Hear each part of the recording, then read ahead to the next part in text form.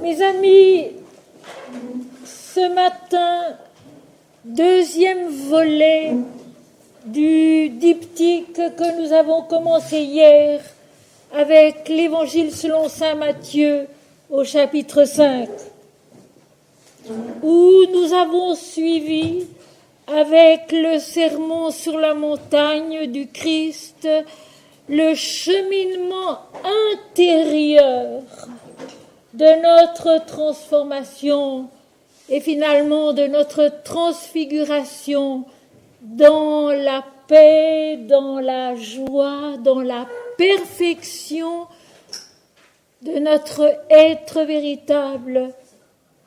Soyez parfaits, comme votre Père céleste est parfait, c'est-à-dire accomplis dans la beauté, dans la splendeur de votre être essentiel et immortel. Aujourd'hui, nous allons en quelque sorte reprendre le même cheminement, mais cette fois-ci avec l'aide d'un hymne védique, un hymne très beau, un peu long. J'espère tout de même parvenir à le traiter complètement.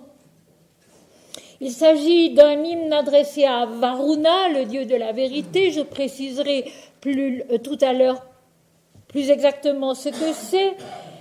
Veda, Rig Veda, numéro 85.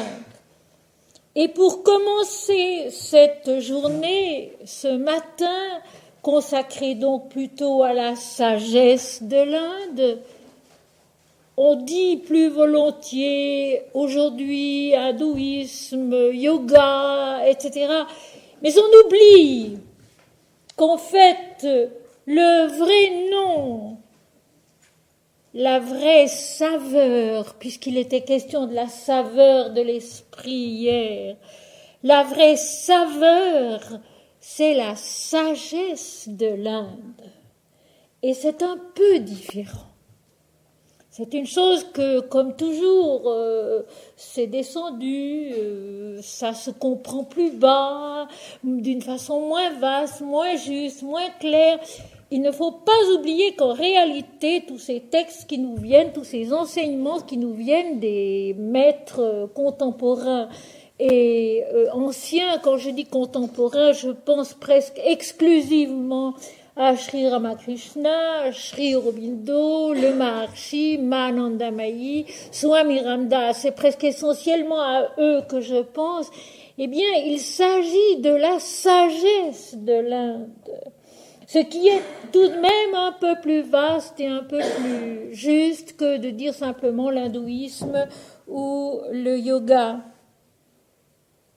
Et j'ai pensé que le mieux, c'était de commencer par vous lire un des 6 poèmes de Sri Aurobindo qui ne sont en général pas connus, pas publiés, que j'ai eu la chance de recevoir en manuscrit pendant la guerre, la dernière grande guerre mondiale, et que j'ai traduit en français et essayé de commenter.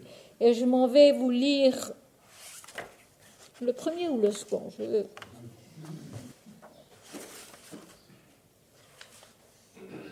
Si, le second. Tout est aboli. Tout est aboli. Seul demeure l'unique silencieux. L'esprit délivré de la pensée. Le cœur pur de ressentiment croise désormais inexistant au-delà de la foi. C'est tellement puissant en un seul vers. Il n'est plus de moi, plus de nature, connu, inconnu. La ville, tableau d'ombre sans couleur, flotte et frissonne, irréel. Des formes sans relief passent, moule creux d'un théâtre, tel un rocher sombrant dans un abîme sans rivage, le monde a disparu. Seule l'éternité illimitable est là. Une paix prodigieuse, sans visage, immobile, remplace tout ce qui jadis fut moi. On est l'un vide heureux, sans nom, silencieux, qui va mourir dans l'insaisissable et tressaillir avec les océans de l'infini. Tout est aboli. Seul demeure l'unique silencieux.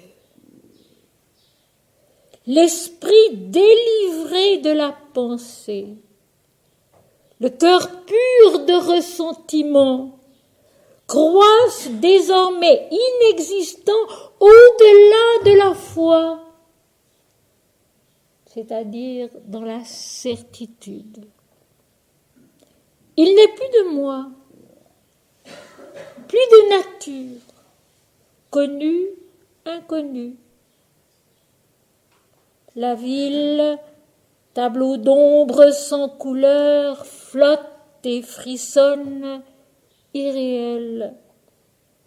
Des formes sans relief passent, moules creux d'un théâtre, tel un rocher sombrant dans un abîme sans rivage. Le monde a disparu. Seule l'éternité illimitable est là. Une paix prodigieuse, sans visage, immobile, remplace tout ce qui jadis fut moi. En elle un vide heureux, sans nom, silencieux, qui va mourir dans l'insaisissable ou tressaillir avec les océans de l'infini.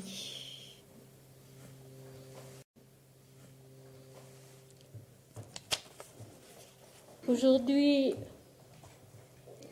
le thème qui va s'approfondir avec les strophes, avec les vers de l'hymne, c'est précisément l'illimitable, la vastitude,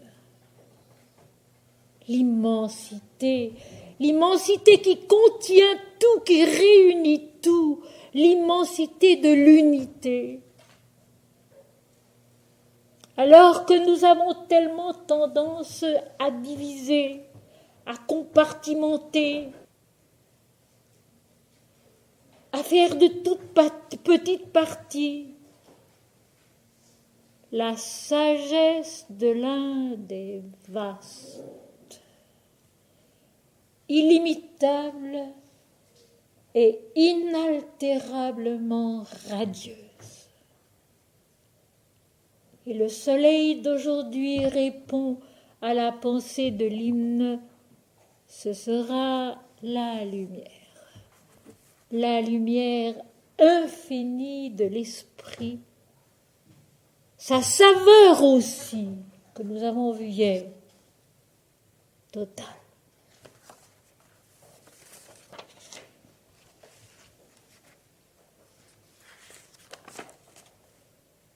Il s'agit tout simplement d'un hymne adressé au dieu Varuna.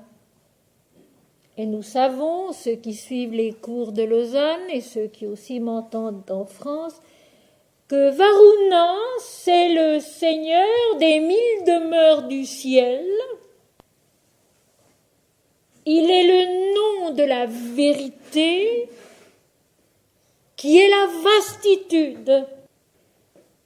Et c'est une notion simple que j'aimerais que nous retenions tous, c'est que la vérité est vaste. Elle n'a pas d'œillère, elle n'est pas étroite. La vérité est vaste. Et d'une façon très simple, Swami Vivekananda, le grand disciple de Sri Ramakrishna, disait « Tout ce qui rétrécit notre intelligence, notre compréhension, nos sentiments, notre cœur, nos actions, va vers l'erreur, va vers la nuit, va vers la mort. Tout ce qui, au contraire, élargit, élève notre pensée, nos sentiments, nos actes, nos aspirations, monte vers la vérité qui tout contient, qui ne fait exception de personne, qui embrasse tout ce qui est dans son équilibre, dans son harmonie, dans son bien-être, dans son bienfait et aussi dans sa bienveillance. Cet hymne à Varuna, Veda 85, a quelque chose de particulier. Et Sri Aurobindo, dans une toute petite explication qu'il a placée avant l'hymne, qu'il n'a pas commenté, dit ceci, c'est un hymne qui a deux points de vue, deux significations, l'une extérieure et l'autre tout intérieure. Et il va sans dire que j'ai choisi la version qui est tout intérieure, puisque mon dessein toujours c'est d'indiquer le cheminement intérieur, le cheminement secret qui nous permet de sortir de notre étroitesse, de notre ignorance, de nos difficultés pour aboutir à plus de connaissances. Mais ce qui est extraordinaire, c'est que ce même hymne, effectivement, a deux aspects tout à fait différents. Une autre fois, peut-être, je prendrai la version extérieure, mais pas aujourd'hui. Alors, la version extérieure, c'est le Varuna, créateur, le Tout-Puissant. Celui qui enfante les mondes et qui établit avec Mitra, la loi de la lumière, l'ordonnance de ce monde. Cosméo veut dire ordonné, le cosmos c'est une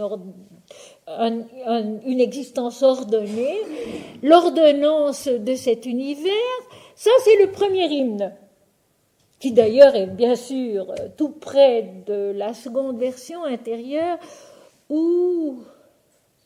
et je trouve que c'est merveilleux parce que dans la notion elle-même du Dieu, il y a tout le chemin, il y a toute la vérité. Il est le Seigneur de la pureté, donc de la purification si chère à Sri Aurobindo.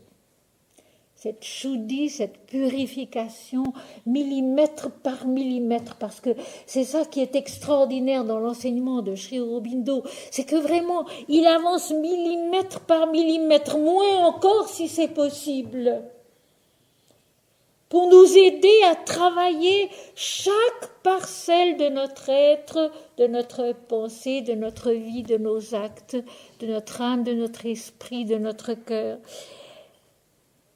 Le second hymne, donc, c'est le Seigneur de la pureté, sans laquelle personne n'entre dans le royaume de Dieu, nous l'avons vu hier.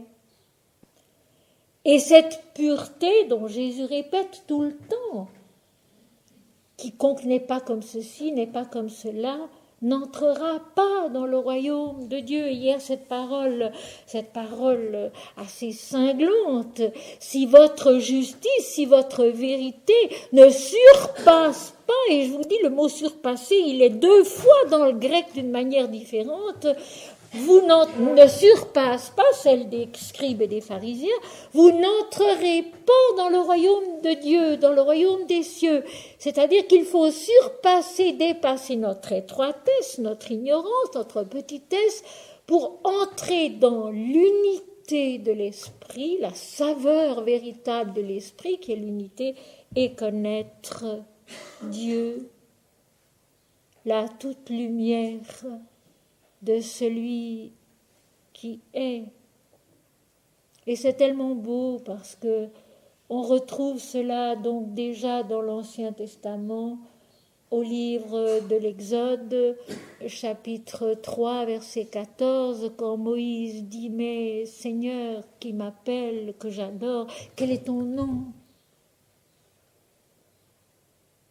Quel est ton nom? C'est aussi notre question. Quel est ton nom? Qui es-tu? Révèle-toi à moi. Et l'Éternel répond, je suis. Voilà mon nom pour l'éternité. Il est le seul qui puisse dire je suis.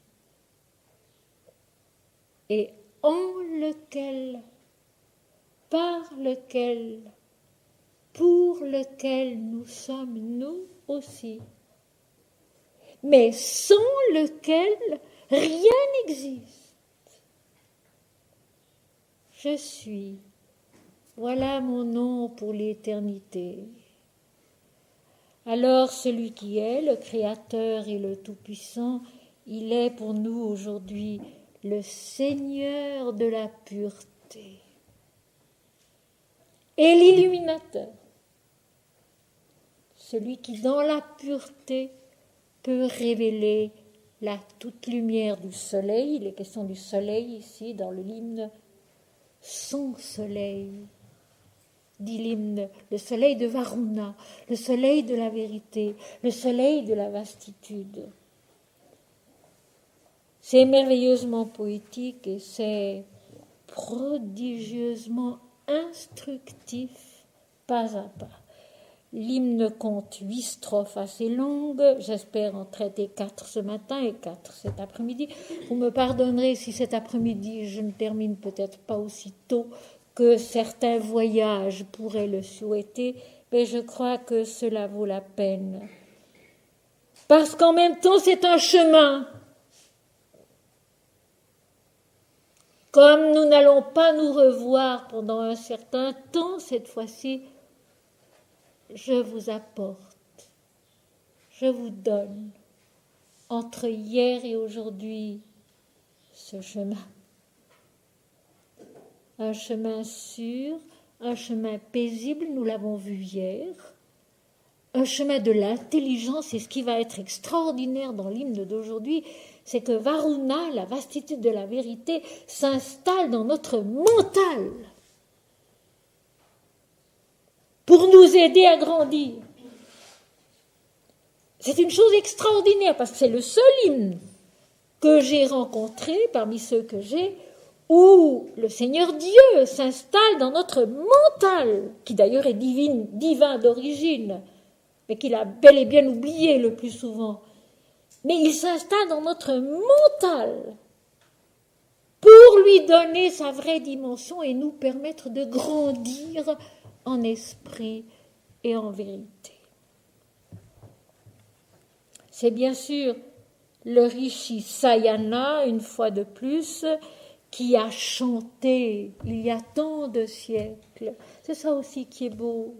La vérité est une au travers de tous les temps, qui a chanté il y a tant de siècles. Cet hymne, qui n'a été écrit en sanskrit que beaucoup plus tard, et que de nos jours, un Sri Aurobindo a été capable de revivre pour pouvoir le réécrire en anglais. Et sur ces traces, j'ai essayé de traduire l'hymne le mieux possible, de le revivre moi-même. La préparation de ce texte d'aujourd'hui a été extrêmement longue, de le revivre à mon tour pour pouvoir l'expliquer un peu, afin que chacun puisse y trouver, y cueillir une fleur, une pensée, une semence qui l'aidera à aller de l'avant au cours des mois qui viennent. Je répète la parole de Sri Aurobindo, en avant, toujours en avant. Dans la Bible, c'est marcher, va, nous l'avons vu hier, va plus loin, va plus haut. C'est toujours ça. Il ne faut ni rester sur place, ni se laisser dégringoler et reculer. C'est simple à retenir, mais il faut le faire. Il ne faut ni rester sur place, ni se permettre de reculer, de dégringoler, ou quand on s'en aperçoit, se ressaisir tout de suite pour essayer de remonter. Va. Monte plus haut, va plus loin. Et rétablit l'harmonie, la vastitude de la vérité. C'est donc Sayana qui célèbre le Seigneur de la pureté, qui est en même temps l'illuminateur, celui qui apporte, qui donne la connaissance, la toute connaissance de la lumière. Pour Varuna, aux perceptions lointaines, le Tout-Puissant chante clairement la parole inspirée de l'âme dans sa vastitude, sa profondeur et sa joie, car il a chassé bien loin l'obscurité, comme quelqu'un qui déchire un parchemin afin de pouvoir étaler notre terre sous son soleil. Nous allons reprendre. Pour Varuna, aux perceptions lointaines, donc toujours cette notion de Varuna qui est le nom de la vérité. Un autre hymne explique que Varuna c'est le nom de la vérité, comme Mitra c'est Surya, le soleil devenu la loi, l'ordonnance de la loi inchangeable de la vérité. Varuna est le nom de la vérité et en même temps il est la vastitude. Et là aussi, c'est une notion qui existe dans la Bible. On dit Varuna, c'est le Seigneur des 1000 demeures du ciel. Et Jésus, dans l'Évangile selon saint Jean, chapitre 14, verset 6, si je ne me trompe, dit « Il y a plusieurs demeures dans la maison de mon Père. Si cela n'était pas, je vous l'aurais dit. »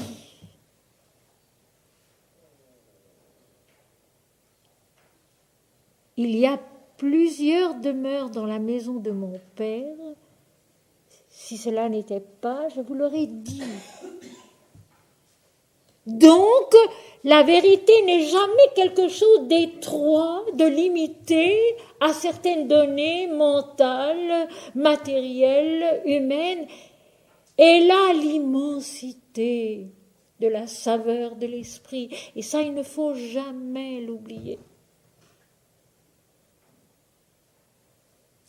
Et pour ne pas l'oublier, c'est au fond très simple.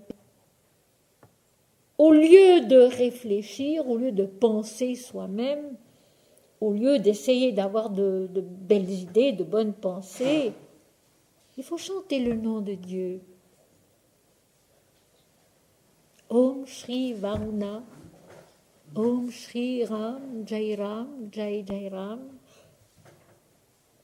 Om Shri Surya Savitri. Chanter le nom de Dieu qui fait automatiquement monter notre conscience, notre pensée, notre intelligence vers des plans supérieurs, vers une compréhension plus large, plus vaste, en faisant tomber justement ce qui est trop terrestre, trop limité, trop compartimenté. Donc pour Varuna, aux perceptions lointaines, celui qui voit loin, nous l'avions vu dans le 4e hymne à Mitra et Varuna cet hiver, au cours et à Paris, celui dont la vision est la plus lointaine et l'audition est la plus lointaine. Varuna qui voit loin. Qui voit loin dans le monde, dans la vie qu'il a créée, dans l'univers, mais aussi et surtout en nous-mêmes. Mais aussi et surtout en nous-mêmes, voir loin, comprendre loin, espérer loin, aspirer loin, ne pas rester enfermé dans nos petites perceptions et nos petits soucis personnels. Mon Seigneur et mon Dieu, notre Père qui es aux cieux, non pas moi Seigneur, mais toi, toi seul. Non pas moi Seigneur, mais toi, toi seul. Et notre pensée s'élève, et nos poumons se dilatent, et notre vision devient plus importante, plus juste, plus large. Le Tout-Puissant, celui qui est capable de tout, nous allons le voir, et qui est surtout capable de nous transformer de l'intérieur. Chante, le Rishi s'adresse à lui-même. Chante, et c'est vrai que la vie est un chant, et c'est vrai que l'adoration du Seigneur c'est un chant, et c'est vrai que toute démarche réelle, totale est un chant de l'être entier, un hymne adressé à la vie, à l'esprit, à la vérité. Chante, mais pas n'importe comment. Et ça, c'est peut-être quelque chose qu'il faut bien dire aujourd'hui. Pas n'importe comment et pas sur n'importe quel plan. Il y a des musiques qui s'arrêtent sur le plan viscéral. Il y a des musiques qui s'arrêtent sur des plans assez inférieurs. Elles ont leur rôle, elles ont leur droit d'être, mais ce ne sont pas des musiques sacrées. Ce ne sont pas des musiques qui peuvent être données, elles sont dans une certaine mesure blasphématoires, le blasphème voulant dire une parole, un chant qui ne doit pas être prononcé dans un lieu sacré. Or, je le répète toujours, l'homme est un lieu sacré, la vie est un lieu sacré, la nature est un lieu sacré. Chante largement, et l'hymne précise, la parole inspirée de l'âme, donc c'est déjà un plan de conscience passablement élevé, comme d'ailleurs dans l'Apocalypse, chaque lettre s'adresse à l'ange de l'Église et non pas à un plan inférieur, à l'ange, l'âme, dans sa vastitude, sa profondeur et sa joie. On n'adore pas Dieu n'importe comment, n'importe où, dans n'importe quel vêtement, dans n'importe quel état d'esprit. Il faut cette purification. Et vous allez peut-être vous en étonner, mais je vais vous le dire parce que ça a son importance aussi. Cette robe que je mets depuis des années pour tous nos séminaires, je ne la porte jamais autrement. Elle n'a rien de particulier, c'est une robe relativement simple. Elle est en jersey, mais elle est uniquement utilisée pour nos rencontres dans ces séminaires.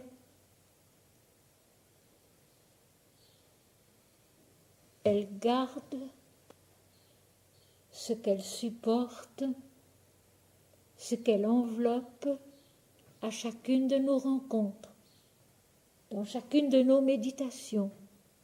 Et puis elle est mise de côté soigneusement pour la prochaine fois. C'est ça, chanter avec son âme.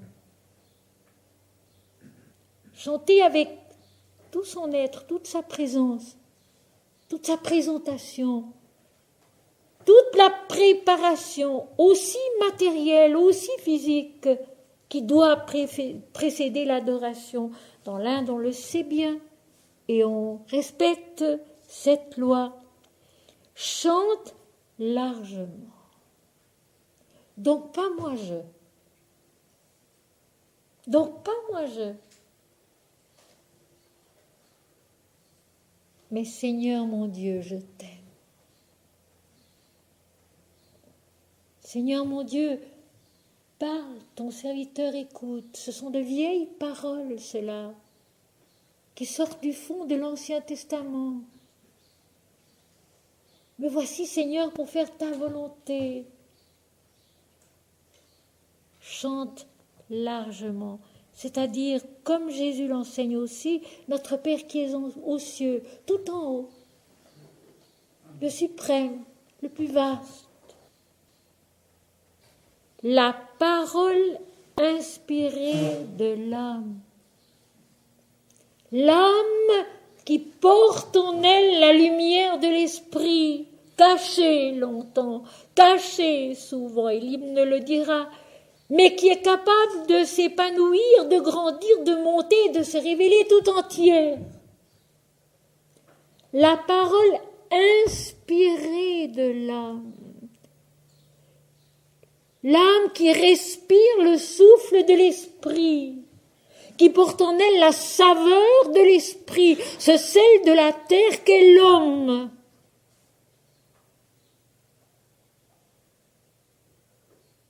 Dans sa vastitude, sa capacité de se dilater dans la joie, dans l'adoration, dans la vision de la vérité. Et quand je dis vision de la vérité, je n'entends pas du tout forcément une extase. Parce que l'extase, la vraie, elle est tellement rare. L'extase, la vraie, elle est tellement rare.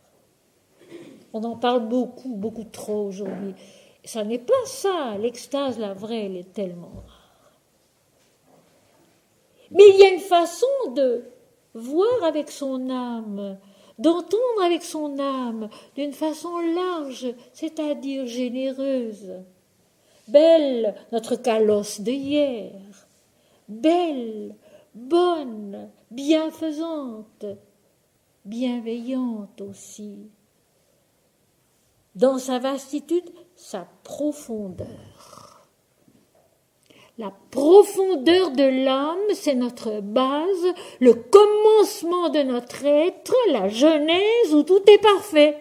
Donc la perfection du Seigneur, la perfection du Créateur. Et Varuna est donc le Créateur aussi.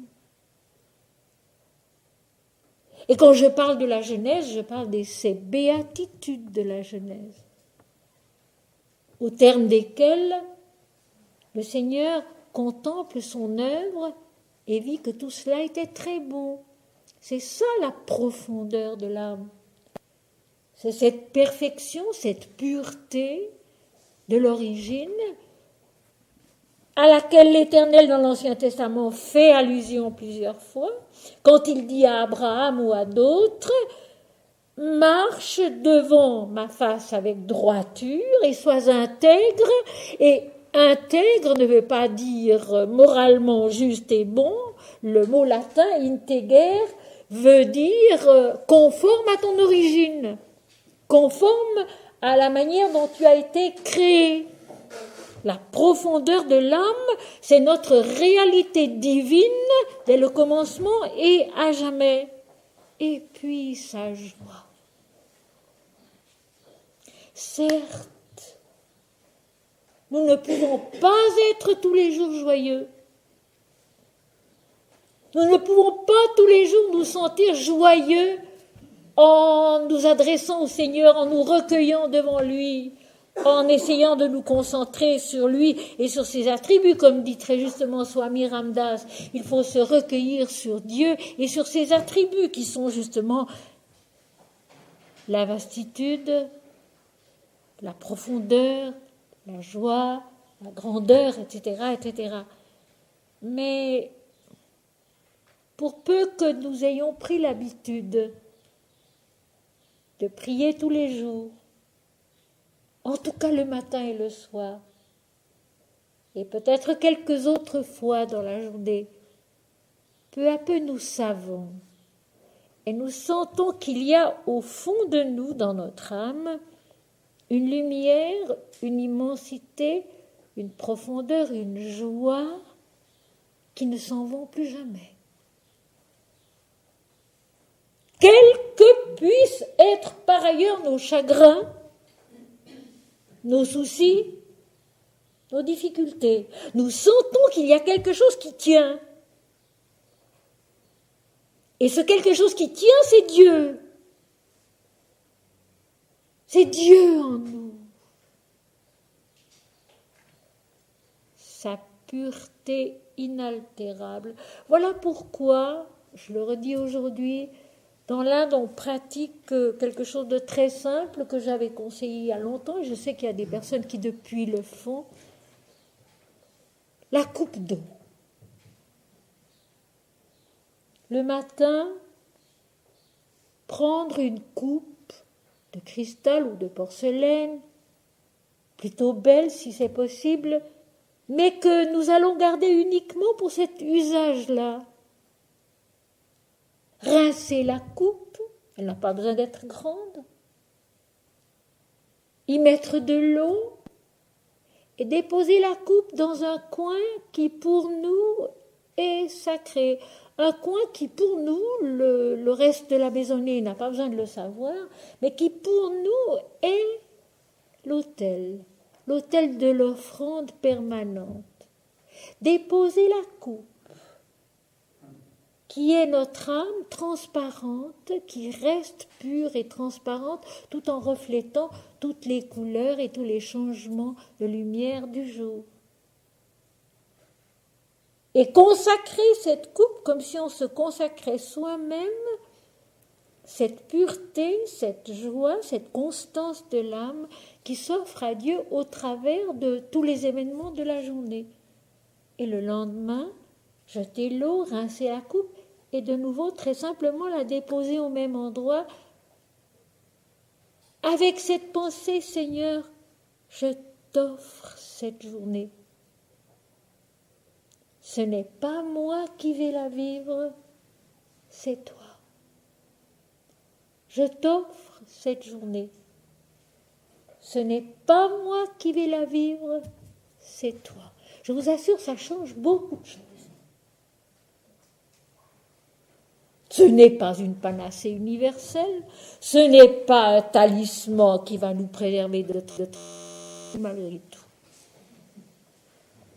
Difficile, lourde, pénible, tout ce que vous voudrez. Mais quelque chose tient. Et ce quelque chose, c'est la transparence de l'âme qui porte Dieu en soi et une certaine joie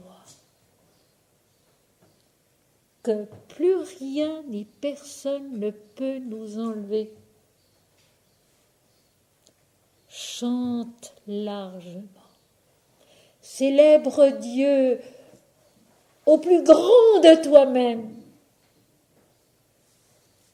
La parole inspirée de l'âme qui, elle, porte la lumière sacrée en soi dans sa vastitude, sa profondeur et sa joie. Je dis tout de suite que cet hymne qui est superbe, je peux le faire copier, multicopier, et que ceux qui le désirent n'ont qu'à le dire d'une façon ou d'une autre, on vous la procurera. Ça, je m'empresse de le dire parce que c'est peut-être important pour certains d'entre vous. En général, quelqu'un me les copie et puis ensuite on verra comment on les distribue. Car il a chassé bien loin l'obscurité, comme quelqu'un qui déchire un parchemin afin de pouvoir étaler notre terre sous son soleil rayonnant. Ça, c'est assez extraordinaire parce que jamais, dans tous les hymnes védiques que j'ai traduits jusqu'à maintenant, je n'ai trouvé d'une façon aussi explicite la façon divine d'illuminer la terre. Non pas seulement l'illuminer comme le soleil qui se lève et le jour qui se lève et les fleurs et les arbres et les herbes et toutes les floraisons qui se développent et se déploient. Non, là c'est tellement autre chose, c'est intérieur et c'est tellement vaste, c'est tellement explicite, je dirais. Je reprends. Il a chassé bien loin l'obscurité. Quand Dieu paraît, et c'est toute l'Apocalypse, le dernier livre de la Bible, cela, quand Dieu paraît, c'est la lumière. Quand Dieu paraît, c'est la lumière. Et toutes nos obscurités, toutes nos difficultés, toute notre petitesse, toute notre façon de tourner en rond sur nous-mêmes et la vie disparaît. Dieu seul. Et chacun d'entre nous en fait l'expérience à l'occasion. Quand tout va mal et que soudain la force revient. Soudain la force revient. Nous semblions à jamais écrasés par nos peines et nos difficultés et tout d'un coup la force revient. Ça c'est Dieu. Ça c'est Dieu. Tout d'un coup la force revient. Il a chassé bien loin. Tellement loin que cette obscurité on ne s'en souvient plus et qu'elle semble n'avoir jamais existé. Comme quelqu'un qui déchire un parchemin. Un obstacle le détruit. Comme quelqu'un qui déchire un parchemin afin de pouvoir étaler notre terre sous son soleil. Et ici, étaler notre terre, c'est étaler nos plans inférieurs de la conscience et de la vie, le physique, le vital et le mental, qui vivent dans les dualités, les étaler, les élargir, montrer toutes leurs valeurs et toutes leurs dimensions, mais sous le soleil de l'esprit. Sous le soleil rayonnant de l'esprit. Autrement dit, chaque jour, chaque heure, chaque moment, chaque travail, chaque événement peut être placé, étalé sous le soleil rayonnant du Seigneur de la purification, de la pureté et de la vérité. Il réalise, Dieu donc, il réalise en nous l'offrande intégrale de ce que nous sommes sur le plan humain, terrestre, à la lumière de l'esprit. Il étale notre terre, notre sol, notre humanité sous son soleil rayonnant. Et ici, c'est au sens mystique qu'il faut l'entendre, mystique qui est donc la recherche de l'unité. La mystique, c'est la recherche de l'unité. C'est dans le sens mystique, spirituel qu'il faut l'entendre. Le Seigneur en nous, le Seigneur de la pureté, de la purification et de la révélation de la vérité, de l'illumination, étale par sa force, par son pouvoir, étale notre terre, notre humanité sous son soleil rayonnant. Sous la saveur de l'esprit, sous la lumière de la vérité. Et là, nous rejoignons l'idée constante de la Bhagavad Gita, l'offrande. L'offrande de chaque instant, l'offrande de chaque travail, l'offrande de chaque pensée. Non pas moi, Seigneur, mais toi seul. Et en conseil pratique en passant, quand nous avons des difficultés, quand nous tournons en rond avec des problèmes, comme on dit aujourd'hui, auxquels nous ne voyons pas de solution, il ne faut pas réfléchir, tourner dans sa tête pour trouver une solution. Il faut l'offrir à Dieu, l'étaler sous son soleil rayonnant avec son aide. Et alors la réponse vient, la bonne réponse qui est, vous savez quoi ? Tout simplement la force de faire face et d'avancer. Tout simplement la force de faire face et d'avancer. Les événements ne vont pas tourner comme ça. Ils ne vont pas se changer comme ça. Ils vont peut-être même encore se compliquer. être rendu plus difficile, plus douloureux, plus lourd. C'est possible. Mais ce qui se passe quand nous sommes offerts à la lumière de l'esprit, au rayonnement du soleil de l'esprit, à la saveur de l'esprit, c'est que nous avons la force de faire face calmement et d'avancer.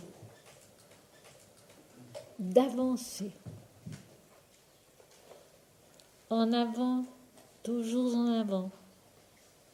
Au bout du tunnel, il y a la lumière. Au bout du combat, il y a la victoire. Au bout de l'amour, il y a Dieu. J'avais intitulé cette première strophe « La venue de la lumière ». La seconde strophe, c'est « La semence de la félicité ». Il a largement étendu le monde moyen au-dessus des forêts du plaisir terrestre.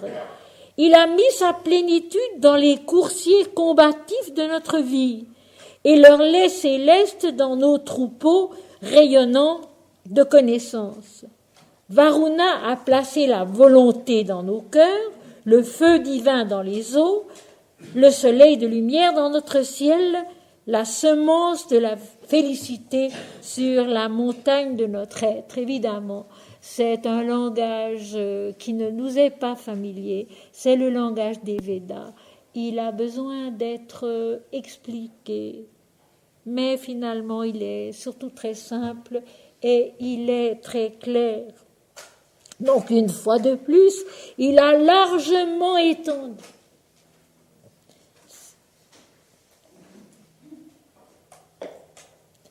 Il a largement étendu. L'œuvre divine en nous, c'est bien ça. Élargir, étaler, dilater. Je pourrais dire, et là les professeurs de yoga me diront que j'ai raison, je pourrais dire une respiration plus vaste, une respiration plus large. Et c'est tellement vrai. Beaucoup de gens au sens propre respirent mal, respirent très mal, et ont besoin d'apprendre à respirer. Ils se sentiraient déjà beaucoup mieux s'ils apprenaient à respirer. Mais au sens mystique, au sens spirituel, c'est encore plus vrai. Une respiration large, c'est ce que donne Dieu. Une dimension plus grande, une respiration plus à l'aise, plus large, moins étouffante en nous-mêmes. Regardez loin, regardez haut, regardez avec vastitude dans l'immensité. Et là, recevoir et cueillir ce que donne la vastitude, ce que donne ce bien-être d'une respiration large. Il a largement étendu le monde moyen. Le monde moyen, c'est le monde du mental. Et là, à partir de maintenant, il va constamment être question de ce monde moyen qui est le monde du mental, de la vie mentale dans les dualités. Donc, ce mental qui comprend le physique et le vital. Le monde moyen au-dessus des forêts du plaisir terrestre. Donc, au-dessus des désirs, des ambitions, des plaisirs de notre vue dualiste habituelle, humaine, terrestre. Donc il a déjà élevé la vision de la conscience plus haut. Et je dirais une autre chose qui n'est pas dans l'hymne, mais que je sais. En vivant la vie comme elle est, mais avec Dieu, peu à peu, les aspirations terrestres, les plaisirs terrestres deviennent des aspirations divines et des joies divines. Retenez cela.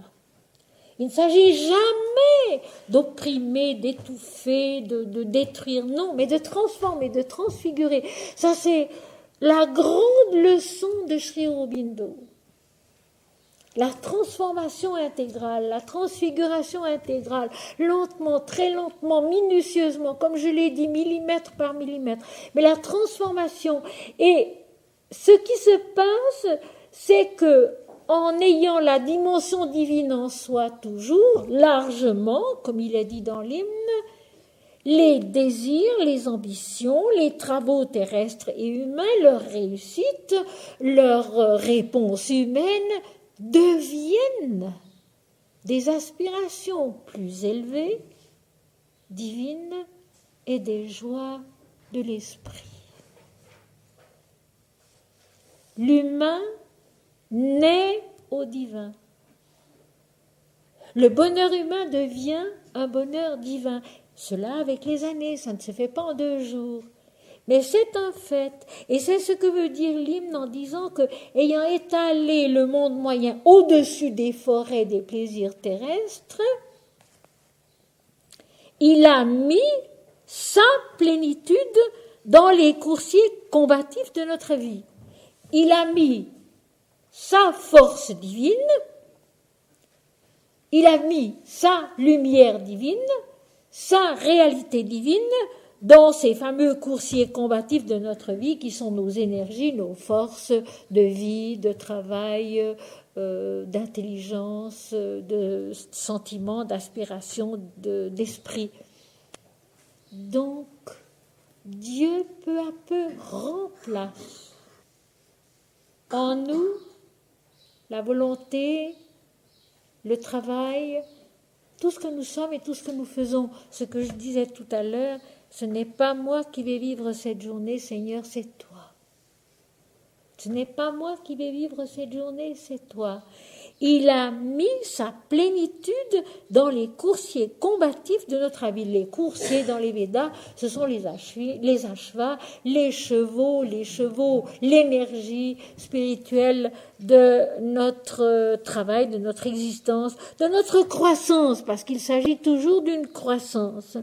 Donc Varuna, la vérité, a mis sa plénitude dans les énergies, dans les forces combatives de notre vie. Combative parce que la vie est un combat sur tous les plans, et puis d'autre part combative parce qu'ici il y a le désir de grandir en Dieu, le désir de se battre contre ce qui est négatif, contre ce qui est descendant et non pas ascendant, les forces combatives de notre être dans notre vie, pour monter à Dieu et non pas descendre vers le néant de l'inexistence et aussi de la désespérance. Et leur lait céleste dans nos troupeaux rayonnants de connaissances. Ça, c'est aussi une image courante des Védas. Le lait, les énergies, le cheval, le lait, go, la vache, le lait de l'esprit qui sont les rayons de l'esprit. Donc il met dans notre vie, il met dans notre existence la force de la lumière, les troupeaux. Cette force de la lumière qui est riche, multiple. Ce n'est jamais une chose, c'est toujours vaste dans les Védas, riche, complet, abondant. Alors, on pourrait transposer ce passage dans ce que nous essayons de faire quand nous prions, quand nous méditons.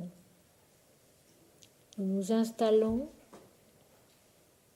nous essayons de faire un peu silence en nous-mêmes, nous nous recueillons sur une parole des Védas ou de la Bible, et là, peu à peu, dans le calme, l'immobilité du corps, la concentration de la pensée, nous pouvons percevoir ce lait des rayons lumineux qui descendent sur nous. Nous pouvons les sentir, nous pouvons les percevoir, nous pouvons simplement comprendre qu'ils sont là et qu'ils descendent sur nous. Nous pouvons les voir aussi. Et puis, la force qu'ils apportent. Cette force nouvelle, ce changement en nous qui fait que quand nous nous relevons de la méditation qui n'a pas forcément été longue, nous sommes rechargés. un moment d'immobilité, dans un petit coin où nous sommes seuls, un moment d'immobilité, un moment de recueillement, un moment de concentration sur Dieu et Dieu seul. Et il peut arriver que nous sentions une force descendre en nous, que nous sentions ce que Sri Aurobindo appelle la descente du supramental, la descente de la conscience supérieure, avec effectivement ces rayons lumineux, parce que lumineux, ça peut l'être et on peut le voir. Et l'énergie que cela détermine en nous. Et quand c'est fini, quand ça s'en va, alors là, l'expression de la Bible, les anges qui remontent au ciel, c'est ça. Les anges qui descendent, la vision qui descend à nous, et puis ensuite ils remontent au ciel, les anges. Ils restent dans la pureté de l'esprit, de la lumière du ciel. Et quand nous nous relevons, nous, parce que c'est fini, il nous faut parfois un petit moment pour nous rendre compte que c'est fini. Nous savons, nous sentons que nous sommes rechargés d'une plénitude, d'une certitude, d'une force, d'un courage, tout simplement pour faire face, et pour rien d'extraordinaire. Pour faire face et aller de l'avant. Il ne faut pas s'imaginer qu'à ce moment-là, on a reçu une mission, comme on me le dit souvent. Mais non, rien du tout. Rien du tout. Simplement, on a reçu la force de faire face et d'aller de l'avant. Et c'est déjà beaucoup. Et c'est déjà beaucoup. La prière de nos aïeux, c'était la même chose. Cette prière si largement perdue aujourd'hui et qui fait tellement défaut dans la vie de beaucoup de jeunes, c'était tout simplement le rôle de la prière, se concentrer humblement sur Dieu un moment et puis repartir en ayant remis en fait son étroitesse, sa petitesse à Dieu et en ayant été nourri, le lait, l'image est parfaitement juste, en ayant été nourri par la force de l'esprit. Un peu, mais tous les jours. Un peu, mais tous les jours. Et si possible, pas seulement le matin et le soir, quand on est très très occupé, on a des fois juste le temps le matin et le soir. Et si possible, dans la journée aussi. Quand on est dans un autobus, quand on va faire des courses, quand on attend dans un magasin, pourquoi pas. Mon Seigneur est mon Dieu. Mon Seigneur est mon Dieu. Toi seul. Ou parfois au milieu des autres, dans la difficulté, l'ambiance est mauvaise, en classe ou ailleurs, dans la famille. Juste faire silence un moment, personne ne s'en aperçoit. Juste faire silence un moment, face à sa classe, face à sa famille, face au magasin, face à la rue. Juste faire silence un moment. Mon Seigneur est mon Dieu. Non pas moi, Seigneur, mais toi, toi seul, Dieu seul. Et la plénitude, la vastitude de Dieu descend en nous, rechargeant nos coursiers, nos forces, notre énergie, et nous nourrissant de la richesse, les troupeaux célestes rayonnants de connaissance. Dieu, c'est la connaissance.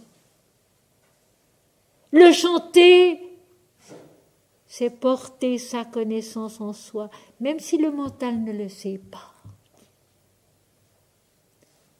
C'est porter la connaissance divine en soi, même si le mental ne le sait pas. Il n'a pas besoin de toujours savoir celui-là, parce qu'il fausse les choses le plus souvent. Dieu, seulement Dieu. Même si le mental ne le sait pas, il nous habite, il est là avec sa plénitude, avec sa lumière, qui nous nourrit de sa connaissance, de sa beauté, de sa bonté, de son rayonnement. Le mental l'ignore peut-être, mais très merveilleusement notre corps le sait. Notre vie le sait. Notre cœur le sait. Notre âme le sait. Et ils avancent avec Dieu, nourris par le lait céleste de ces troupeaux de l'esprit qui sont riches de connaissances. Et alors maintenant, ça ce sont des indications très précises et très utiles.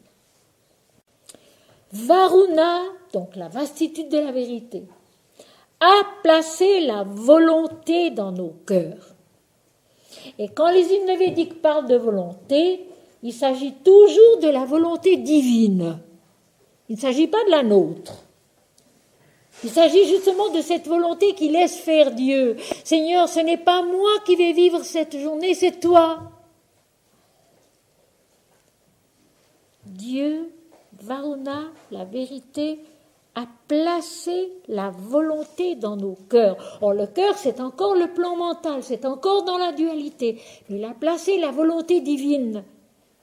La volonté de grandir en Dieu, de grandir en vastitude et en vérité. Et là, je vous rappelle une parole si belle de Ma Krishnabai, la mère maintenant décédée de Anand Ashram, le merveilleux ashram de Swami Ramdas dans le Kerala, qui disait « Le monde ne se divise pas en masculin et féminin, en bon et en mauvais, le monde se divise en deux, ceux qui ont la volonté de chercher Dieu et ceux qui ne l'ont pas. »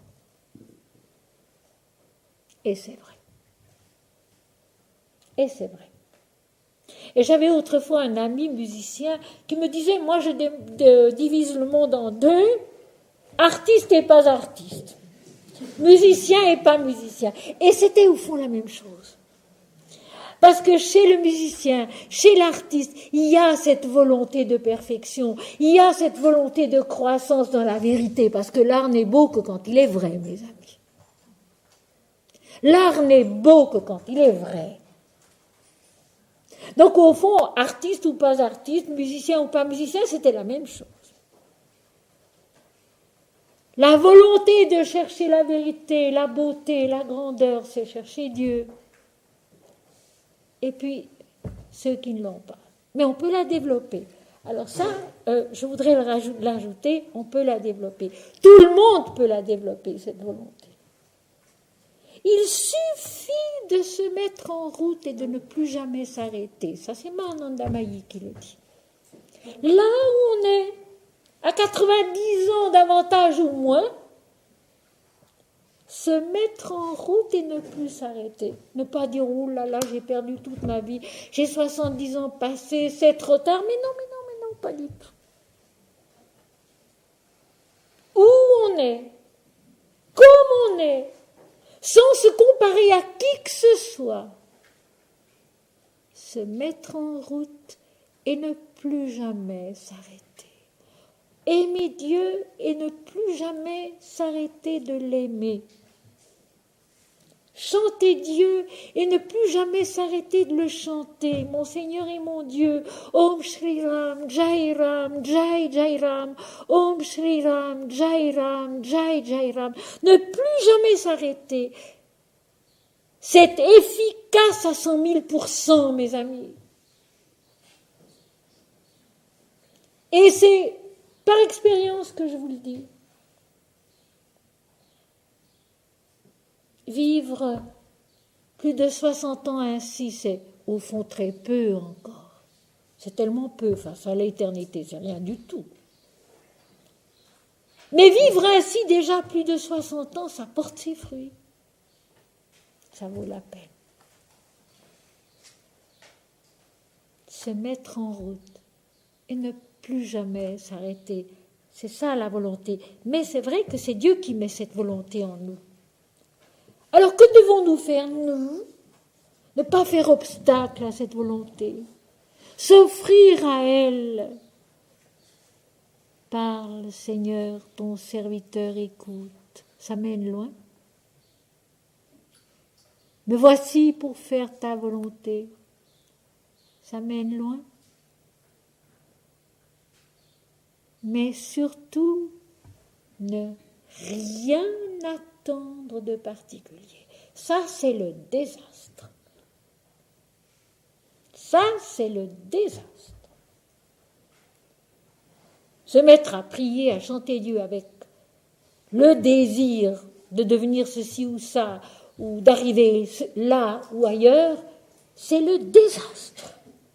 Parce que c'est l'homme qui détermine le but et ne laisse pas Dieu voir de quoi nous sommes capables, jusqu'où nous pouvons aller. Et disons-nous bien que ce à quoi on arrive, pour nous, c'est la plénitude. Ce n'est pas la plénitude absolue, si vous voulez, mais pour nous, c'est la plénitude. Et si pour nous, c'est la plénitude, c'est merveilleux, ça suffit. On est malheureux comme les cailloux, ou pire, quand on chante Dieu en se disant « je veux arriver là ». Et il y a des écoles de yoga qui disent, au bout de tant de mois, vous en serez là, au bout de tant de mois, vous en serez là. C'est archi faux. Tout ce qu'on détermine dans ce domaine, c'est faux. C'est Dieu seul qui sait. Dans l'évangile de Marc, cela est dit. Pour ce qui est de l'heure et du jour où le Seigneur viendra, nul ne le sait, ni les anges, ni le Fils, mais le Père seul, Dieu seul. Pour ce qui est du jour et de l'heure de la venue du Seigneur, en nous, ou dans le monde, c'est égal, mais en nous. Nul ne le sait, ni les anges, qui sont pourtant les messagers de la lumière, ni le Fils, qui est un avec le Père, et le Père seul. Donc seul l'absolu sait. Alors qu'est-ce que nous voulons, nous, déterminer? Qu'est-ce que nous voulons, nous, dire? Moi, j'ai un chemin qui va plus vite. Aller plus vite que l'éternité, peut-être, je ne sais pas. C'est ridicule et c'est faux. Et puis c'est trompeur. Et la tromperie, nous allons la rencontrer. Il faut que je me dépêche parce qu'il faut que j'arrive à cette dernière strophe où il est question de la tromperie. C'est tellement beau et c'est tellement bien dit.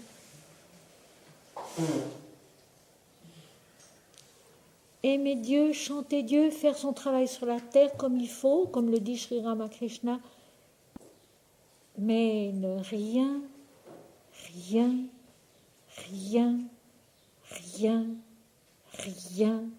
désirer de particulier. Et là, c'est Saint Jean de la Croix que je cite, donc vous voyez que c'est la même chose. Que ce soit l'Inde, que ce soit l'Occident, c'est la même chose. Il a placé la volonté divine dans nos cœurs. Donc le cœur, Jésus parle aussi toujours du cœur. Quand vous aurez compris avec votre cœur ce que vous avez compris avec votre cœur. Parce que le cœur, c'est l'être entier. C'est la vie, c'est le corps, c'est le battement de la vie, la croissance de la vie dans le cœur. Donc, dans le fondement même de la vie, de notre être incarné, il a mis la volonté divine. Nous sommes nés avec elle. Et c'est tellement sensible chez les tout petits enfants. Dieu est là.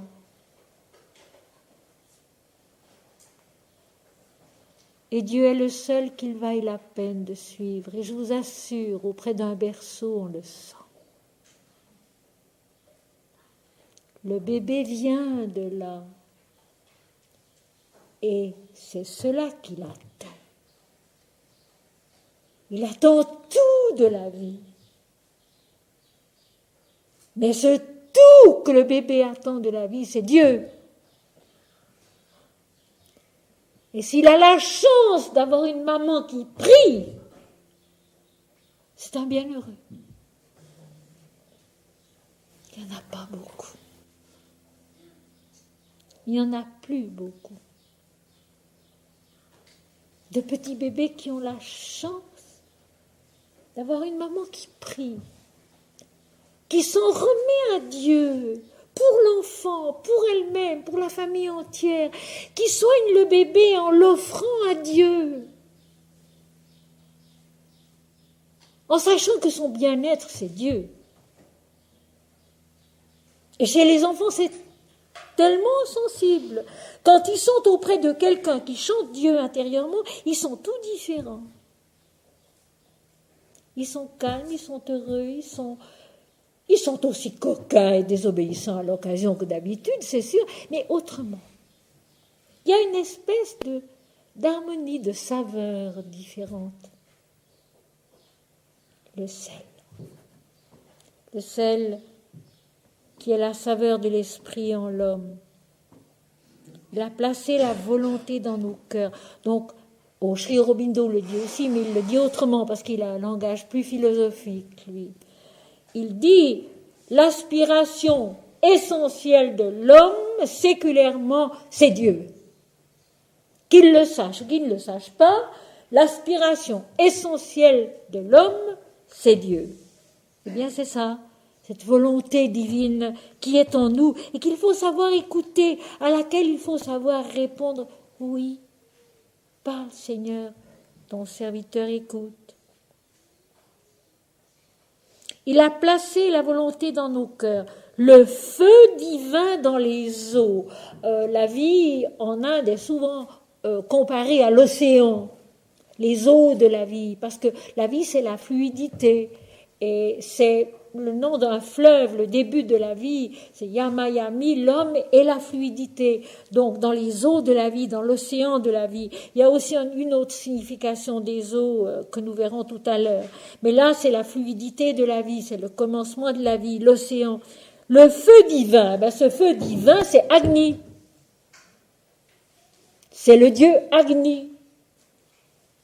Ce merveilleux Dieu de l'adoration tellement intense qu'il devient le prêtre de l'adoration, le prêtre du sacrifice. Ce sacrifice védique qui n'est pas autre chose, mes amis, qu'une progression par l'esprit dans l'esprit. Il n'y a absolument pas trace d'holocauste sanglant dans les Védas et les Upanishads. C'est les seuls textes sacrés que je connaisse qui soient ainsi. Pas trace d'holocauste sanglant. Il s'agit simplement d'une croissance. La croissance de la vie en Dieu, la progression de la vie de l'homme, de l'intelligence de l'âme en Dieu, dans la lumière, avec l'aide du feu divin. Et vous savez, c'est utile de savoir que ce feu divin de l'adoration en nous, c'est un Dieu. C'est utile aussi de savoir que la loi de la vérité, la loi spécifique de la vérité en chacun de nous, c'est un Dieu, Dharma. C'est plus fort quand on sait que c'est un Dieu présent en nous. C'est pourquoi je le répète dans mon livre « Quelques aspects d'une sadhana » où je sortais de mes visions, où je sortais de cette espèce d'initiation que j'avais reçue. J'ai dit « Chaque individu est un équilibre particulier des dieux ». Chez l'un, c'est Agni qui est prédominant, chez un autre, ce sera Varuna, chez un autre, ce sera Mitra, chez un autre encore, ce sera Indra ou Shiva ou la mer. Un équilibre particulier, mais des dieux. Et c'est tellement précis. Savoir que la vérité, c'est Varuna. Et quand on a dit Varuna, on a dit la vérité, la vastitude, l'immensité, etc., etc., l'illumination et même la création. Et quand on dit Agni, Agni, c'est le feu inextinguible de l'amour divin. Oh, mon amour, qui est Dieu. Ça s'apprend. Ça ne vient pas tout seul. Ça s'apprend. Et avec l'aide de ce feu divin, de Agni en nous, qui est d'ailleurs la stature de toute la vie, parce que toute la vie est une adoration, et nous le trouvons dans l'Apocalypse, ça aussi, avec les lettres aux diverses églises. Toute la vie est une adoration, est une offrande à Dieu, avec Agni pour soutien, ce feu divin de l'adoration. Nous avançons, nous grandissons dans la lumière de la vérité, dans la vastitude de la vérité, dans les eaux de la vie, la fluidité de la vie. Le soleil de lumière dans notre ciel, la saveur de l'esprit, au plus haut de notre intelligence. La saveur de l'esprit, au plus haut de notre intelligence. Le soleil de la lumière dans notre ciel, Surya. Comme Surya a été mon grand guide et mon grand maître, il est bien sûr que quand j'en parle, tout mon être rayonne intérieurement de cette présence de Surya que je porte en moi depuis tant d'années, c'est sûr. Mais c'est vrai, le soleil de la lumière dans notre ciel. Ce ciel où il n'y a plus jamais de nuit, et ça c'est la fin de l'Apocalypse aussi. Les portes de la ville sainte, qu'est l'homme transfiguré, ne se fermeront pas le jour parce qu'il n'y aura pas de nuit.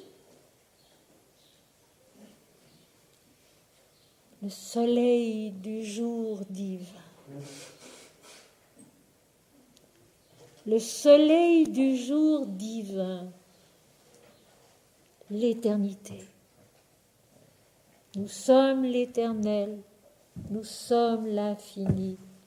Il suffit de s'en souvenir et pas à pas de découvrir que c'est vrai. Nous sommes l'éternel, nous sommes l'infini.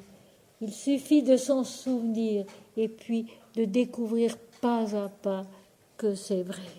Le soleil de lumière dans notre ciel et pour finir, la semence de la félicité avec majuscule sur la montagne de notre être. Dans les Védas, l'être humain est toujours comparé à une montagne. Une montagne qui contient la lumière en elle, mais la lumière qui est cachée, qui doit être révélée par la force divine, par le feu divin, par la volonté divine. La semence de la félicité sur la montagne de notre être. Nous portons la semence de la félicité en nous. Maintenant, qu'est-ce que c'est la félicité? C'est s'asseoir dans un coin, dans un temple obscur, comme dit Tagore, rester immobile et se sentir béat dans la pensée de Dieu en ayant négligé, oublié tout le reste. Eh bien, non. Tagore le dit, le Seigneur travaille, va labourer ton champ.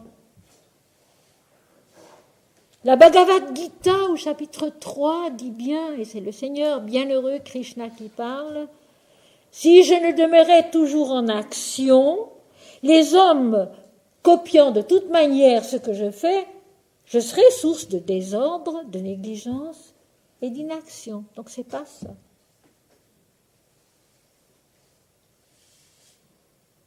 Qu'est-ce que c'est la félicité? La félicité, c'est un amour si grand pour Dieu et pour les hommes, pour toute la vie, pour tout ce qui est, que rien jamais ne peut plus l'altérer. La félicité, c'est un amour si grand et immuable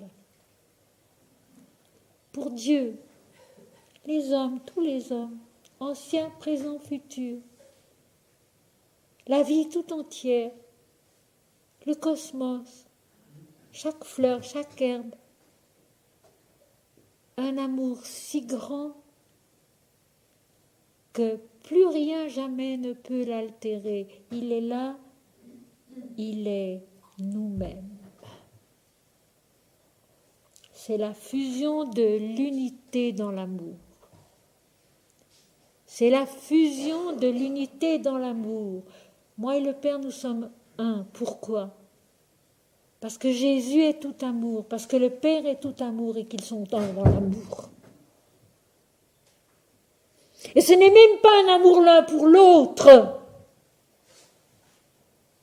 C'est un amour en soi, indivisible, sans second, sans naissance et sans fin.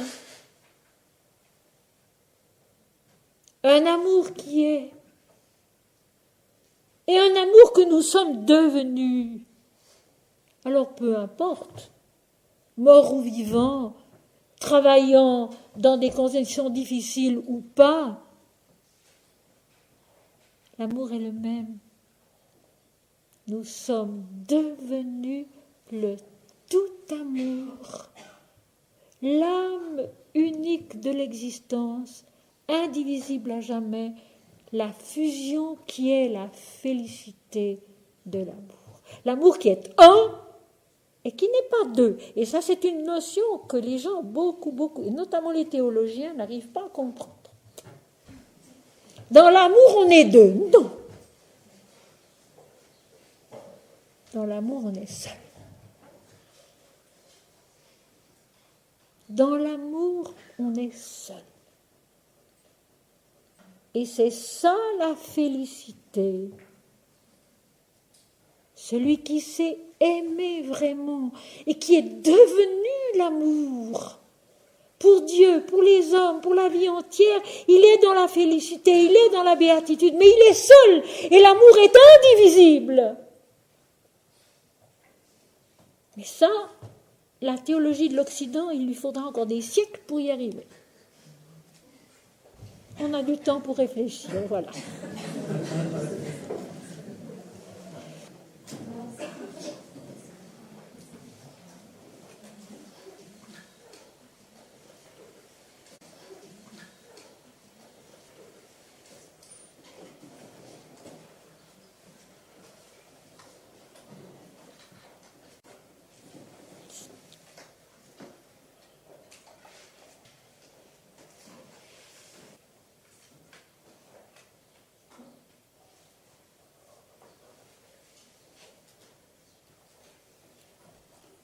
Troisième strophe, les pluies de l'esprit. Ça, il y a des gens qui l'avaient compris. Il y a un certain nombre de siècles. Ce sont les peintres admirables des primitifs italiens qui remplissent leurs tableaux de pluie de lumière, de pluie d'or. Les pluies de l'esprit. Ils l'avaient compris, ils savaient ce qui peignait. Maintenant, on ne comprend plus, il y a trop d'or, pourquoi, etc., etc. Ils savaient ce qu'ils peignaient. C'était des peintres mystiques. Ils savaient ce qu'ils représentaient. Et quand ils représentaient, comme par exemple à Torcello, la grande mosaïque de la cathédrale de Torcello, une longue Vierge noire, entre ces plans bien marqués, dont les deux derniers n'étaient pas séparés par la tête de la Vierge, c'était l'unité, ils savaient aussi ce qu'ils peignaient. C'était extraordinaire, mais ils savaient aussi ce qu'ils peignaient. Cette longue stature noire de la Vierge qui séparait en deux les 5 premiers plans de la conscience et de la vie, et puis les deux supérieurs et la voûte supérieure où il n'y a plus que le bleu, le Seigneur, et où il n'y a plus de séparation. Ils savaient ce qu'ils peignaient. Mais nous qui regardons, nous ne savons plus voir et nous ne savons pas ce qu'ils peignent. Vous savez, rester devant un tableau comme celui-là et devant bien d'autres pendant longtemps, presque 1 heure si c'est possible, on y découvre tant de choses et un tel enseignement. C'est toute une exégèse, c'est tout un enseignement spirituel. Strophe 3. Les pluies de l'esprit. Varuna a fait surgir au-dessus de notre terre et ciel et de notre monde moyen celui qui maintient la sagesse avec ses portes s'ouvrant vers le bas. Avec lui, le roi, le seigneur de notre être entier, inonde notre sol comme la pluie inonde l'orge. Tout simplement. Mais il y a dans cette strophe quelque chose d'assez extraordinaire, c'est le fameux « celui ». Je ne connais pas d'autre endroit dans les Védas où il est question de celui qui est le Dieu personnel qu'on adore, qui est donc indispensable, qui est donc nécessaire. Alors, Varuna a fait surgir au-dessus de notre terre et ciel, donc au-dessus de notre mentalité dualiste, qui a sa terre, qui a son ciel, qui ont leur importance, qui ont leur valeur. Et nous verrons tout à l'heure à quel point. Donc, jamais jusqu'ici, le plan du mental, avec le vital et le physique qui en dépendent, et d'ailleurs les plans supérieurs qui en dépendent aussi, jamais il n'est déprécié. Il est là, mais on s'efforce de passer au-delà, au-dessus. Varuna a fait surgir au-dessus de notre terre et ciel et de notre monde moyen, donc le mental, celui, il n'est pas dit qui, mais c'est un personnage. C'est le Dieu personnel qui maintient la sagesse, qui maintient la vérité, avec ses portes ouvertes s'ouvrant vers le bas. Et Sri Aurobindo explique en note que d'ordinaire, les portes sont toujours ouvertes vers le haut. La porte de l'Apocalypse, au chapitre 3, verset 8, elle s'ouvre vers le haut. Mais là, ce sont les portes qui s'ouvrent vers le bas. Et grâce à quoi cette sagesse, cette lumière, avec ce roi, ce Seigneur de notre être entier, le Seigneur de notre être entier, donc tous les éléments qui le constituent, les 7 plans de la vie et de la conscience, inonde notre sol, inonde notre être entier comme la pluie inonde l'orge pour la faire grandir. Alors dans cette strophe, il y a une chose importante à expliquer, c'est ce fameux celui. Dans son enseignement qui est si précis, si minutieux, si vaste, où la shuddhi, la purification, joue un rôle primordial, et Sri Aurobindo dit d'ailleurs que c'est la partie la plus difficile de son yoga, cette purification, il explique ici que d'ordinaire, c'est la descente de la lumière vers l'homme, la descente d'en haut vers l'homme, et puis l'homme qui s'efforce en montant. Il y a la rencontre des deux, de la descente et de la montée. D'ordinaire, donc, les portes s'ouvrent vers le haut pour permettre de monter. Mais ici, la sagesse ouvre ses portes vers le bas. Donc, fait descendre les rayons de la sagesse, de la lumière, de l'esprit, sur les plans inférieurs de la conscience et de la vie, sur ce sol qu'il détrempe par les pluies de l'esprit, comme une terre où pousse de l'orge est détrempée par la pluie. Ça aussi, c'est tellement vrai. Longtemps, très longtemps, probablement pendant des vies, nous avons besoin d'un visage divin à aimer.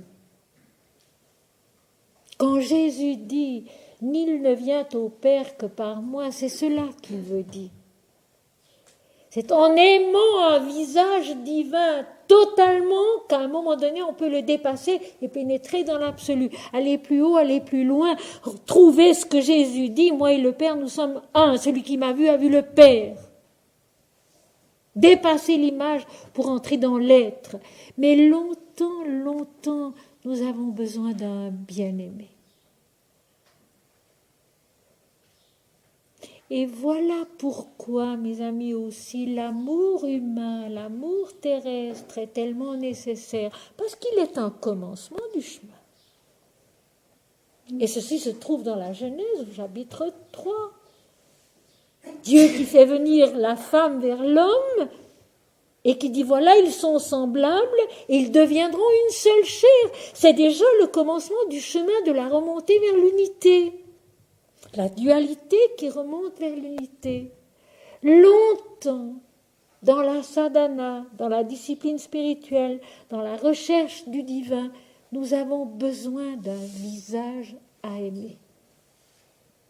Et c'est pourquoi tous les gourous qui courent le monde aujourd'hui, plus ou moins vrais, plus ou moins bons, plus ou moins justes, ont tant de succès, si je peux dire, parce qu'ils sont un visage à aimer. S'il est vrai, tant mieux. S'il ne l'est pas, eh bien, le Seigneur, en général, permet d'aller plus loin. Une maître, Krishnabai, encore une fois, l'a dit. Elle a suivi plusieurs gourous. Donc elle s'est toujours rendue compte que ce n'était pas tout à fait ça. Jusqu'à ce qu'elle trouve le Satguru, le gourou véritable, qui était Swami Ramdas, qui était lui un être totalement divin, réalisé. Nous avons besoin d'une image, d'un visage à aimer.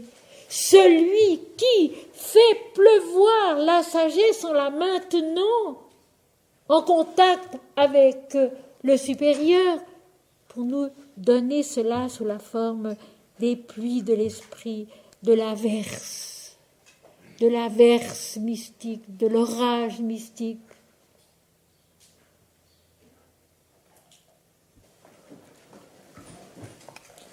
Varuna ouvre le ciel de la vérité en nous, au-dessus de notre monde mental, vital et physique. Et il apporte celui qui maintient la sagesse.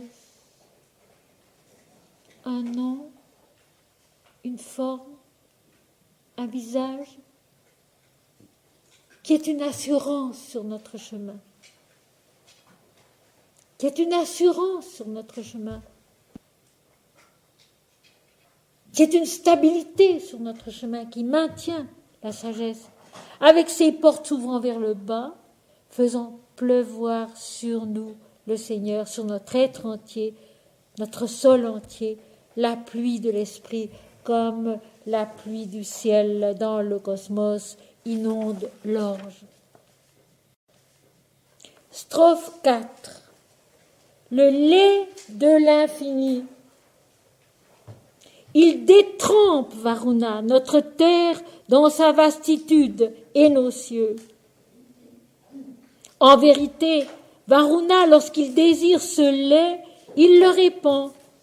Les montagnes sont couvertes par le nuage. Ses héros déploient leur force et le chassent. Je vais juste donner une première explication de cette strophe et puis nous la reprendrons cet après-midi. Le lait de l'infini. Aditi, qui est la mer à son sommet, l'indifférenciée, une avec l'absolu, le commencement aussi de la création, parce qu'elle est la puissance créatrice de l'absolu, elle est la vache suprême qui apporte ce lait qui vient d'au-delà des dualités, de la plénitude de l'infini. Donc Varuna détrempe notre terre dans sa vastitude et nos cieux. Donc il remplit de la lumière de l'esprit notre terre et nos cieux. D'abord les plans inférieurs qui se stabilisent, qui s'immobilisent, qui s'installent dans le silence, et alors peut venir la descente dans les plans supérieurs, dans le ciel de notre conscience. C'est important, la phrase respecte bien la suite des choses, il détrempe notre terre dans sa vastitude et nos cieux. Donc d'abord le corps qui s'immobilise, qui s'apaise, la respiration qui s'apaise, la vie qui elle aussi se tait, s'arrête, et puis le mental qui se tait, et enfin, alors la lumière peut envahir les plans supérieurs de la conscience et se révéler. En vérité, Varuna, lorsqu'il désire ce lait de l'infini, lorsqu'il désire cette force nourrissante de l'infini pour la conscience incarnée où il s'installe, il le répand. C'est donc Dieu qui fait, et non pas nous. Nous nous proposons, nous nous offrons comme une offrande de nous-mêmes, mais c'est Dieu qui fait. Et comme le dit Mahananda Mahi, il n'y a méditation véritable que quand c'est Dieu qui la donne. Et c'est là exactement, en vérité, Varuna, lorsqu'il désire ce lait, Dieu en nous, lorsqu'il désire que vienne le lait de l'infini, la splendeur du ciel spirituel, il le répand. Les montagnes sont couvertes par le nuage. Les montagnes, c'est-à-dire nos êtres humains, sont couverts par les nuages de l'obscurité dualiste, de l'obscurité mentale, où il n'y a pas de certitude, où il n'y a pas de ciel sans nuages. Ces héros, et ce sont les maruts, les forces de l'esprit, les compagnons d'Indra et de Varuna, déploient leurs forces et le chassent. Dans la méditation, quand le corps est immobile, quand la vie s'est apaisée, quand le mental se tait, alors l'appui de la lumière peut être reçu et reconnu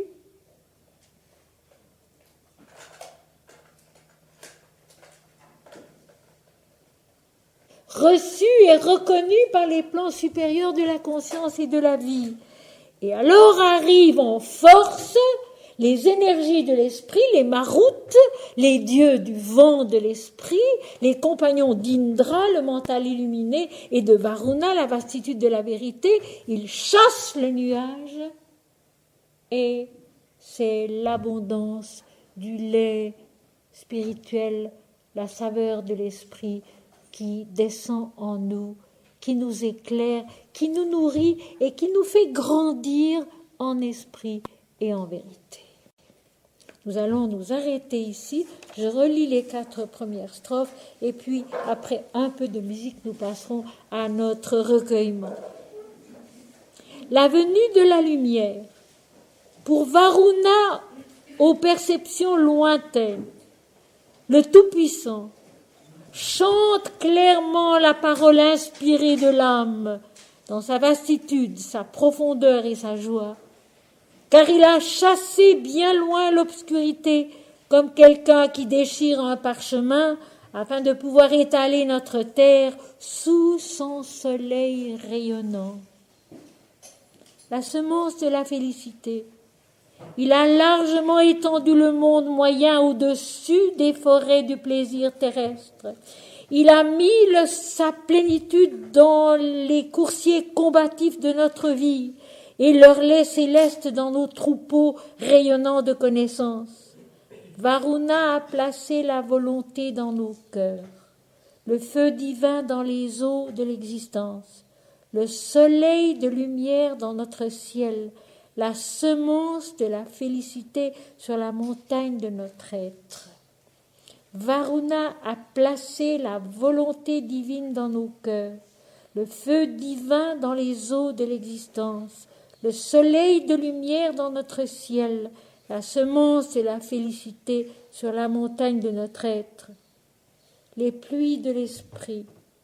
Varuna a fait surgir au-dessus de notre terre et ciel et de notre monde moyen celui qui maintient la sagesse, le Dieu personnel, celui qui maintient la sagesse avec ses portes ouvertes vers le bas. Avec lui, le Seigneur de notre être entier inonde notre sol comme la pluie inonde l'orge. Le lait de l'infini, il détrempe notre terre dans sa vastitude et nos cieux, donc d'abord les plans inférieurs de la conscience et de la vie qui s'immobilisent et se taisent dans le recueillement.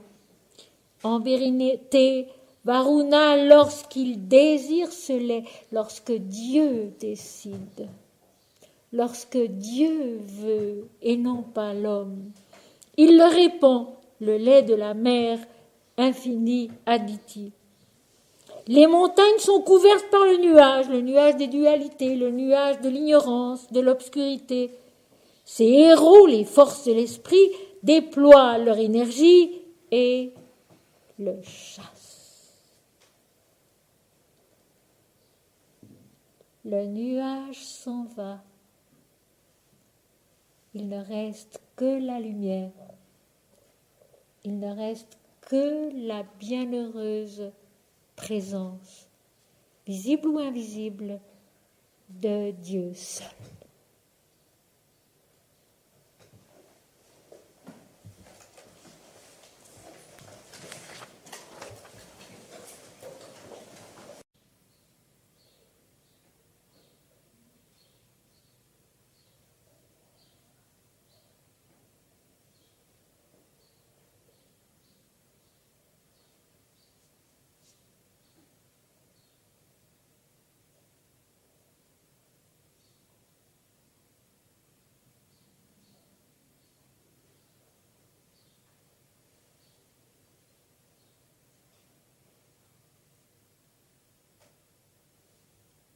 Seigneur,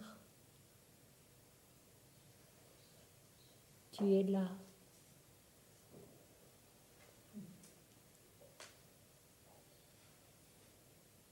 Seigneur,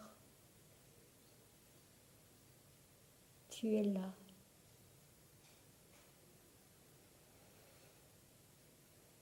Pour chacun et pour tous. En chacun et en tous.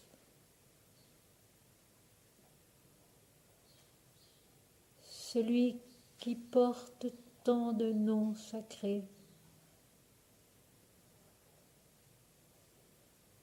et qui est cela, l'infini, qui ne se nomme plus.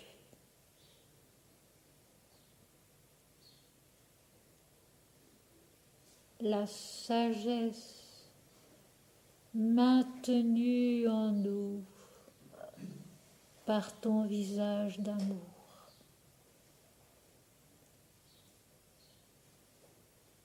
La sagesse maintenue en nous par ton visage d'amour.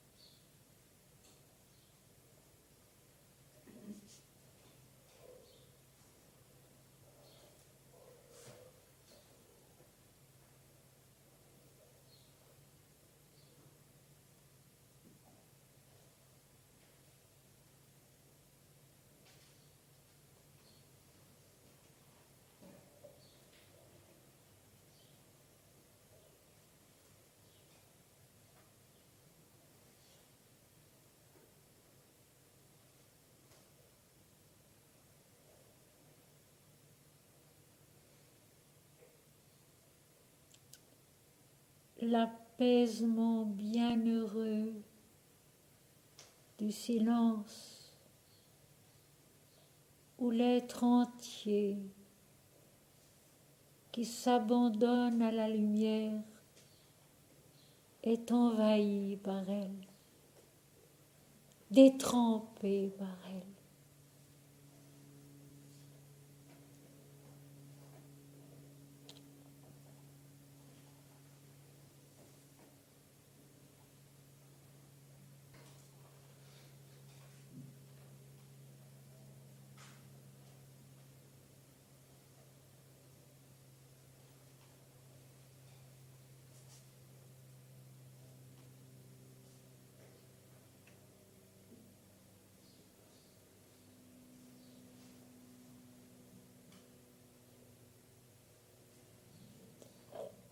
Seigneur, merci. Seigneur, merci. Seigneur, merci. Seigneur, garde-nous des cœurs reconnaissants en Jésus-Christ.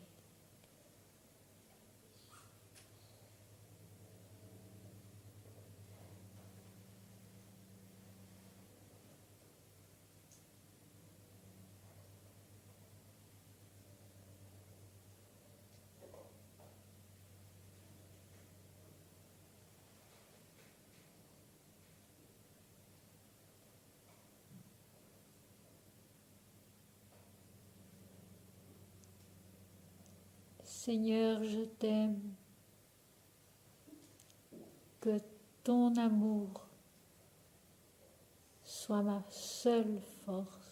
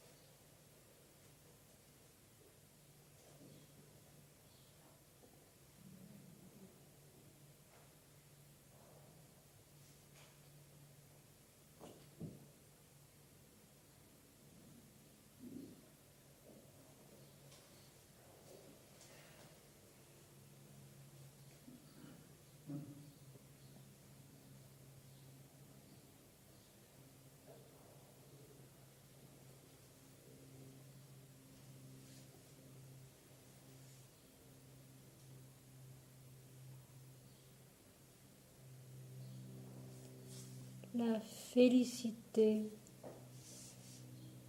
c'est l'amour total.